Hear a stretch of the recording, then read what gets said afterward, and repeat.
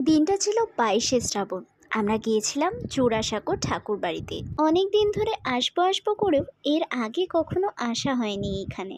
তাই সুযোগ আর সময় পেয়ে ঘুরেই আসলাম আমার কলকাতার এই বাকেট লিস্ট ডেস্টিনেশনটা। ঠাকুর বাড়িতে বেশ কিছুক্ষণ সময় কাটিয়ে বেরিয়ে এলাম গেটের ঠিক বাইরে একটা ফুচকার দোকানে। তবে সেটুকুতেই শুধু মন ভরেনি আমাদের, তাই নিয়ে নিলাম আলু কাবলি। ফুচকা আলু কাবলি খেয়ে ফিরতি পথে চলে গেলাম শিয়ালদা স্টেশনের কাছাকাছি গুপ্তা ব্রাদার্সের দোকানে। এই দোকানের সাথে আমাদের পরিচিতি বেশ ছোটবেলা থেকে, তাই সেই সময় যা খেতাম আজও সেটাই অর্ডার করলাম। একটা মশালা দোসা দাম পড়লো ৯০ টাকা। রিজনেবল প্রাইসে এখনো অবধি ভালো কোয়ালিটি ধরে রাখবার জন্য এখানে মশালা দোসা ডিম্যান্ড বেশ ভালো। দোসা পেলেই আমি এই সাইডের কুড়মুড়ে পোর্শনটা আগে ভেঙে ভেঙে খেয়ে নিই। আলু, বিনস, গাজর, চিনেবাদাম দেওয়া মশালার টেস্ট অ্যাভারেজ।